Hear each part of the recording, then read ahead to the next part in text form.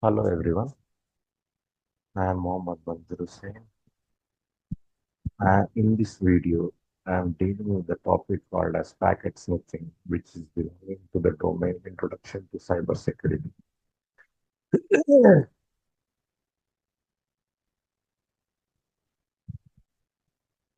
To start with, we should understand about what is basically packet sniffing. When we talk about packet sniffing, it is the process of capturing and logging network traffic, which is basically helping us to understand where the traffic is there in our current using network and what are the different discussions or data is getting shared between the different peers. So the data transmitted over the network is broken down into small units called as packets, where the data, when it is being transferred from a client to server or from server to client, the data is basically transferred in a format of packets.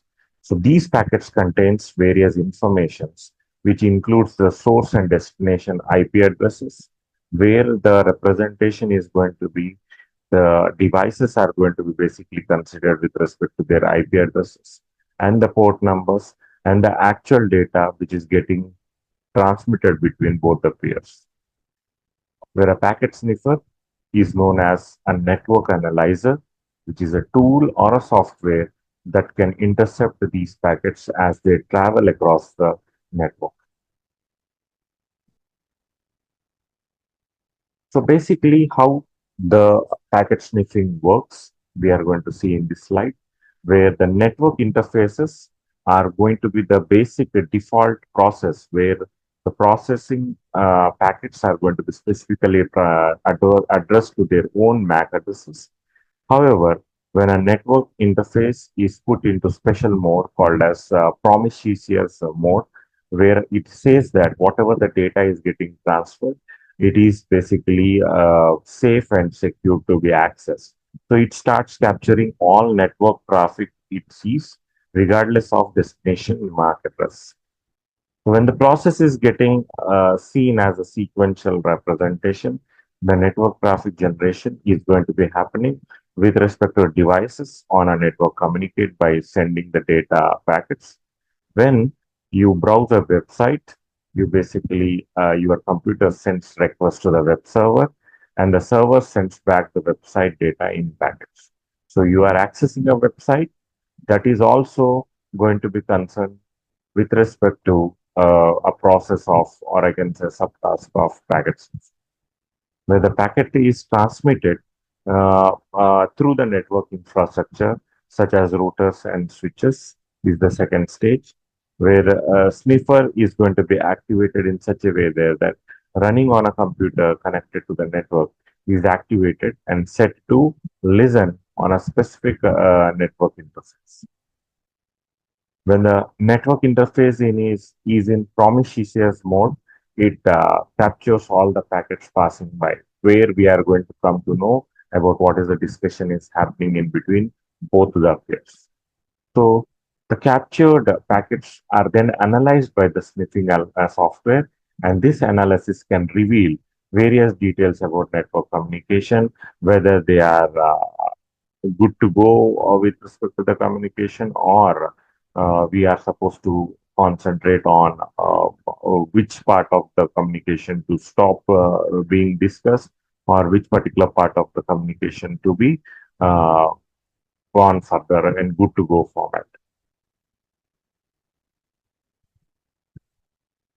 When we talk about legitimate use of the packet sniffing in cybersecurity, we are basically concentrating on how the packet sniffing is going to help with respect to cybersecurity. So first and foremost, legitimate use is network troubleshooting, where the administrators use packet sniffers to diagnose network issues. By examining packet flow, they can identify bottleneck, error, or misconfigurations between the peers or misconfiguration of the network. So if a user is experiencing slow internet, a network admin can sniff packets to see if there are excessive retransmissions or dropped packets indicating a problem. So this is the first and foremost use of packet sniffing, which is considered as network troubleshooting. Second consideration is security analysis, where the security professionals use packet sniffing to monitor network traffic for suspicious activity, where we are basically tracking about which kind of discussion is happening, whether it is threatening discussions happening, or is there going to be any harm with respect to the discussions. That analysis happens with respect to security analysis. So, third is intrusion detection, where packet sniffers are often integrated into intrusion detection system to identify and alert on potential security breaches. By analyzing packet content and headers, and intrusion detection system can detect known attack signatures. So this is the third legitimate use, and which is basically helpful in monitoring our network, where no intruder can be by interacting with any of the person in the network. So performance monitoring is the fourth use of packet sniffer, where it understands network traffic pattern and helps in optimizing network performance, where packets sniffing can provide insight into bandwidth, utilization, and application behavior. So vulnerability testing is the next kind of use of packet sniffing. During penetration testing, where we talk about penetration testing, considers about how fast and how open the network is for fast transmitting of the data as a packet. So the security experts might use packet sniffing to understand how data is transmitted and identify potential vulnerability in protocol or applications, where the last use of packet sniffing is forensic analysis. After security incident, packet captures can be invaluable for forensic analysis. They can help reconstructing the events leading up to the incident, identifying the attacker methods, and determining the extent of damage. What is the malicious use of packet sniffing? Usage of packet sniffing is how much it is beneficial for a network. The same way it is having the other side of usage also, where it can be used for malicious and suspicious actions also. First and foremost is eavesdropping, where the attacker can use a packet sniffer to intercept the sensitive information such as passwords, credit card details, and confidential communication transmitted in the clear test.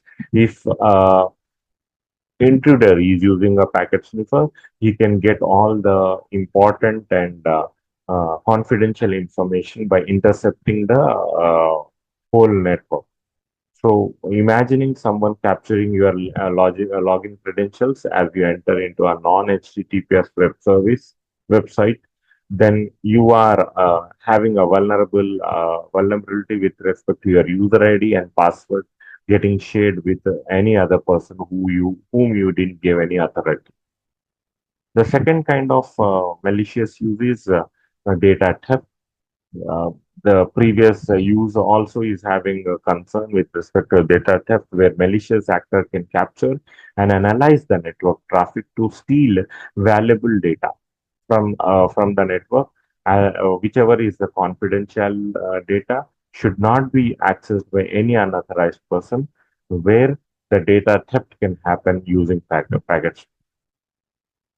Third kind of malicious action is anyone who is using a packet sniffer unauthorized way, then he can actually hijack the whole session. By capturing the cookies, attackers can potentially hijack user sessions and gain unauthorized access to the accounts and services without needing the further permissions or any login credentials. The fourth type of malicious use is network intelligence gathering, where attackers can use the sniffer to map out the network infrastructure, identifying active posts and understanding the communication patterns, and can aid the planning further attacks. These are the four kind of malicious uses of packet sniffer. So defense against the packet sniffing is we can basically go for encryption in the discussion between both the peers, where encryption happens from the sender and decryption can happen at the receiver, and encryption can happen at the receiver end, and the data can be transmitted in a and decrypted at the client side. So encryption is the first way of defending against the packet sniffing. Second is secure protocol. Using the secured protocols for transmitting the data is basically crucial kind of defense we can do when we are talking about network security. The third kind of defense we can do is network segmentation, dividing the whole network into the smaller chunks, the isolated segments, and can limit the scope of potential damage if the attacker gains access to any one segment also. If one segment is getting accessed by the attacker, other segments are going to be away from the attacker. And if he wants to enter into those segments also, he has to enter those segments again. In that case, what happens is the data which is getting accessed by the attacker is going to be accessed in the chunks, and there will be no uh, continuity between those chunks, how he is going to access. Fourth kind of defense is switching the infrastructure, where modern switched networks help to limit the amount of traffic that sniffer can see. Unlike older hubs that the broadcast all traffic to all the connected devices, switches towards traffic only to the intended recipient. So, however, techniques like AR spoofing can sometimes be used to circumvent things. Like this, there are many different defensive actions which network security person can do against the packet sniffing also.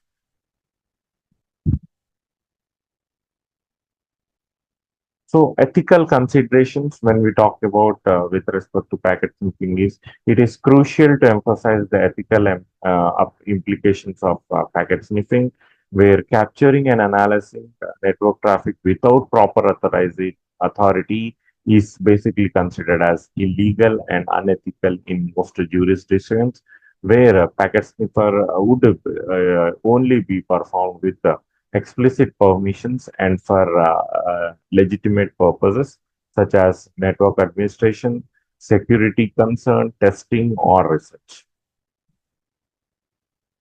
In this video, we are ending the discussion by this particular topic. In next particular videos, we will understand about what is going to be the packet sniffing is going to help in to the network administrator and as well as the other peer.